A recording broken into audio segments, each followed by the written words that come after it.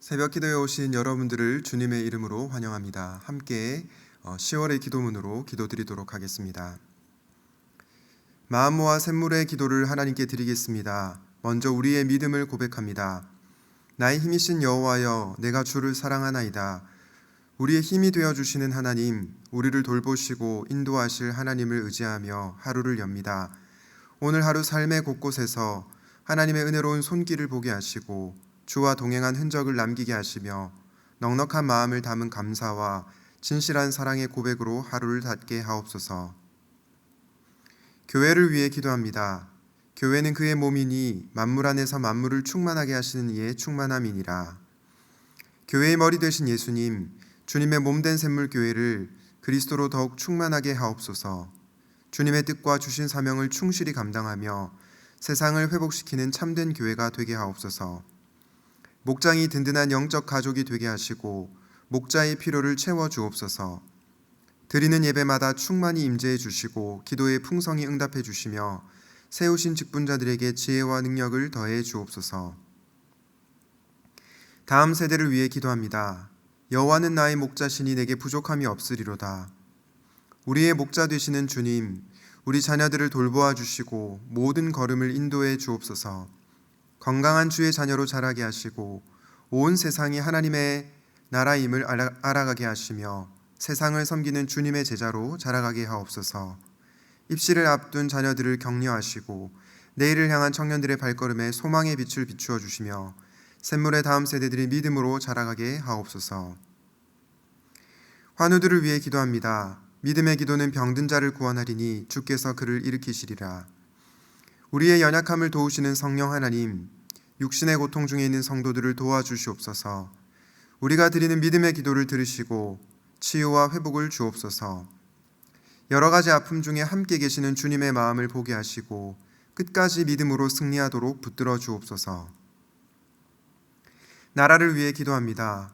나라는 여호와의 것이요 여호와는 모든 나라의 주제심이로다. 온 세상의 주권자이신 하나님, 이 나라를 더욱 힘있게 붙들어 주시고 하나님의 뜻과 다스림으로 충만케 하옵소서.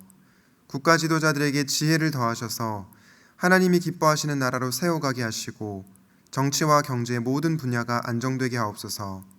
코로나가 속히 종식되게 하시며 우리에게 평화를 내려 주옵소서.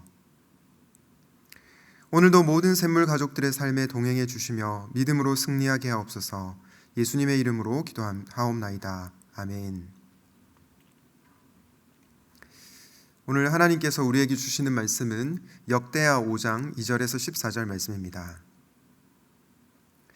이에 솔로몬이 여호와의 언약궤를 다윗성 곧 시온에서부터 메어 올리고자 하여 이스라엘 장로들과 모든 지파의 우두머리 곧 이스라엘 자손의 족장들을 다 예루살렘으로 소집하니 일곱째 달 절기에 이스라엘 모든 사람이 다 왕에게로 모이고 이스라엘 장로들이 이름에 레위 사람들이 궤를 매니라.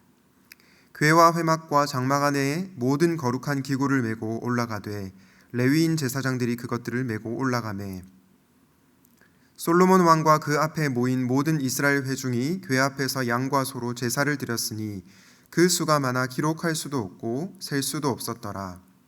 제사장들이 여호와의 언약궤를 그 처소에 메어 드렸으니 곧 본전 지성소 그룹들의 날개 아래라. 그룹들이 궤 처소 위에서 날개를 펴서 궤와 그 채를 덮었는데 그 채가 길어서 궤에서 나오므로 그 끝이 본전 앞에서 보이나 밖에서는 보이지 아니하며 그 궤가 오늘까지 그곳에 있으며 궤 안에는 두 돌판 외에 아무것도 없으니 이것은 이스라엘 자손이 애굽에서 나온 후 여호와께서 그들과 언약을 세우실 때에 모세가 호렙에서 그 안에 넣은 것이더라. 이때에는 제사장들이 그 반열대로 하지 아니하고 스스로 정결하게 하고 성소에 있다가 나오매 노래하는 레위 사람 아삽과 헤만과 여두둔과 그의 아들들과 형제들이 다 세마포를 입고 제단 동쪽에 서서 제금과 비파와 수금을 잡고 또 나팔 부는 제사장 120명이 함께 서 있다가 나팔 부는 자와 노래하는 자들이 일제히 소리를 내어 여호와를 찬송하며 감사하는데 나팔 불고 제금 치고 모든 악기를 울리며 소리를 높여 여호와를 찬송하여 이르되 선하시도다 그의 자비하심이 영원히 있도다 하매 그때 여호와의 전에 구름이 가득한지라. 제사장들이 그 구름으로 말미암아 능히 서서 섬기지 못하였으니 이는 여호와의 영광이 하나님의 전에 가득함이었더라. 아멘. 오늘은 하나님의 임재를 경험하는 예배라는 제목으로 말씀을 나누려고 합니다. 역대하 2장부터 4장까지가 솔로몬의 성전 건축에 관한 내용이었다면 역대하 5장부터는 성전 봉헌식에 대한 내용을 다루고 있습니다.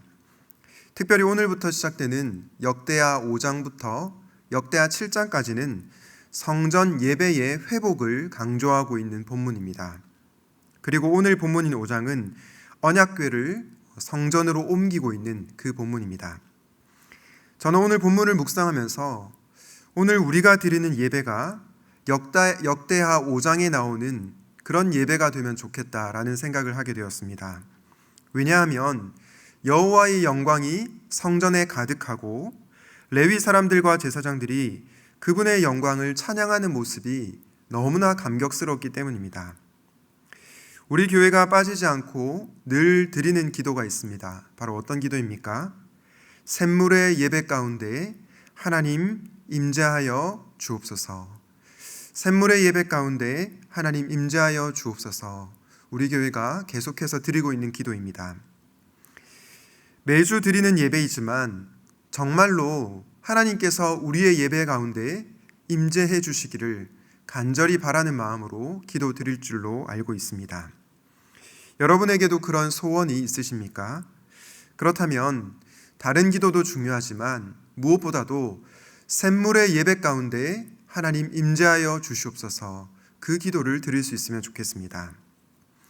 그렇다면 우리는 어떻게 하면 하나님의 임재를 경험하는 예배를 드릴 수 있을까요? 오늘 본문을 통해서 하나님이 임재하시는 예배를 경험하기 위해서 어떤 예배를 드려야 하는지 세 가지로 묵상해 보려고 합니다. 첫째는 하나님이 원하시는 방식대로 드리는 예배입니다. 하나님께서 기쁘게 받으시는 예배는 하나님이 원하는 방식대로, 하나님의 방법대로 드리는 예배입니다. 그 예배 가운데 하나님께서 임재하실 줄로 믿습니다. 오늘 역대하 5장 10절 말씀에 보면 언약궤 안에 두 돌판 외에는 아무것도 없었다고 기록되어 있습니다.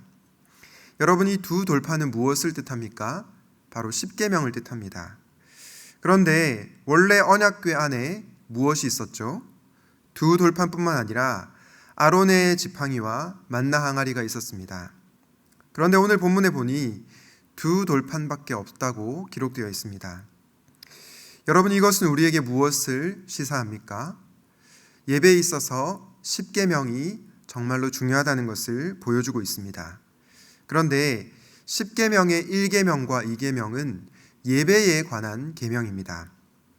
십계명의 1계명은 어떤 계명이었습니까? 바로 예배의 대상에 관한 계명입니다. 너는 나 외에는 다른 신들을 섬기지 말라. 우리가 오직 하나님만 예배의 대상으로 섬겨야 한다라는 것을 말씀하는 것입니다. 이 계명은 우상을 만들지 말고 어떤 형상이든지 만들지 말라고 말씀하십니다. 이 2계명은 어떤 계명입니까? 1계명이 예배의 대상이었다면 2계명은 예배의 방법에 관한 계명입니다. 특별히 저는 오늘 이 2계명에 집중을 해보고 싶습니다. 여러분, 오늘날 많은 그리스도인들이 예배를 드리는 방식, 예배를 드리는 방법에 대해서 아무렇게나 예배드려도 된다고 생각하는 경향이 있는 것 같습니다.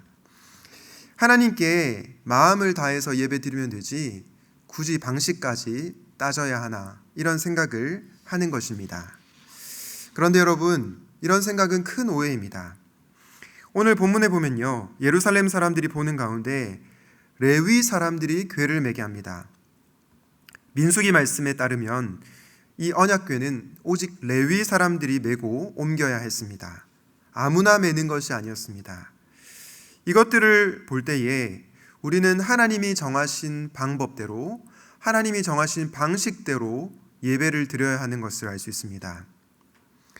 여러분, 성경은 예배의 방법, 예배의 방식이 얼마나 중요한지를 강조하고 있는데요.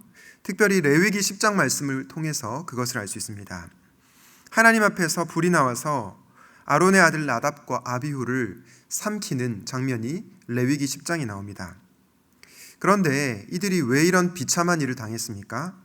바로 그들이 하나님께서 명령하시지 아니한 다른 불을 담아서 하나님께 나왔기 때문입니다. 다르게 말해서 하나님께서 원하지 않는 방식대로 예배를 드린 것입니다. 주 안에서 사랑하는 샘물 성도 여러분, 예배 중에 하나님의 임재를 경험하기 위해서 우리는 하나님께서 원하시는 방식대로 예배를 드려야 합니다. 내 기분, 내 취향대로 예배를 드리는 것이 아니라 성경이 말하는 대로 예배를 드려야 하는 것입니다.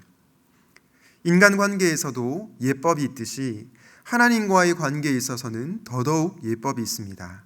바라기는 하나님께서 원하시는 방식대로 예배드림으로 하나님의 임재를 예배 중에 꼭 경험하시기를 주님의 이름으로 축원드립니다. 하나님의 임재를 경험하는 예배를 드리기 위해서 둘째로 우리는 하나님이 주인 되시는 예배를 드려야 합니다. 하나님의 임재를 경험하는 예배를 드리려면 우리는 하나님을 저와 여러분의 주인으로 모시고 예배를 드려야 합니다. 오늘 본문에 따르면 이 언약궤가 지성소에 놓입니다. 언약궤가 지성소에 놓인 것은 하나님께서 친히 그분의 백성 가운데 임재하신다는 것을 보여주는 것입니다. 왜냐하면 이 언약궤는 하나님의 임재를 상징했기 때문입니다.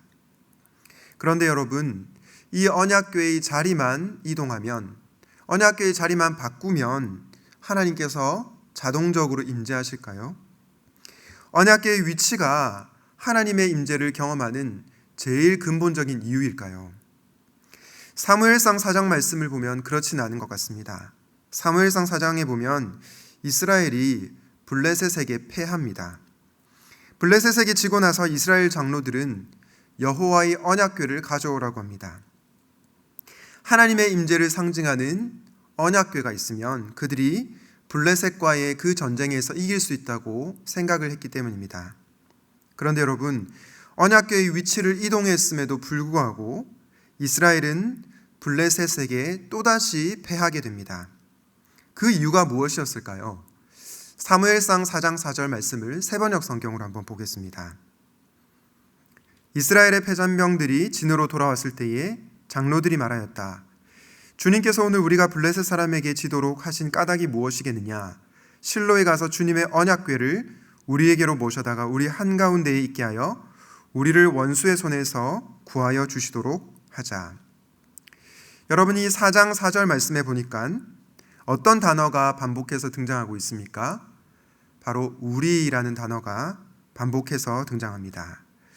우리라는 말이 무려 4번이나 나오고 있습니다. 오늘 우리가 언약궤를 우리에게로, 우리 한가운데 있게 하여 우리를 원수의 손에서. 여러분, 이것은 무엇을 보여줍니까? 이스라엘이 언약궤를 가져온 것이 하나님 때문이 아니라 바로 그들 자신 때문이었다는 것을 알 수 있습니다. 자기 중심성의 근거에서 언약궤를 가져온 것입니다. 그렇기 때문에 이스라엘은 블레셋에게 또다시 패배할 수밖에 없었습니다. 주 안에서 사랑하는 여러분, 예배의 성공은 하나님을 주인으로 모시느냐 그렇지 않느냐에 달려 있습니다. 우리의 욕망을 이루기 위한 예배, 우리의 꿈을 실현하기 위한 예배, 그 예배는 우리가 아무리 정성껏 드린다고 해도 하나님께서 받으실 수가 없습니다. 왜냐하면 예배의 주인은 하나님이시기 때문입니다. 하나님께서는 그분을 주인으로 모시고 예배하는 자들에게 은혜를 주십니다. 그런 자들만이 하나님의 임재를 예배 중에 경험할 수 있습니다. 바라기는 샘물의 모든 성도님들이 하나님을 주인으로 모심으로 예배 가운데 하나님의 임재를 경험하시기를 우리 주님의 이름으로 축원드립니다. 하나님의 임재를 예배 중에 경험하기 위해서 마지막으로 우리는 어떤 예배를 드려야 합니까? 바로 하나님을 기뻐하는 예배를 드려야 합니다.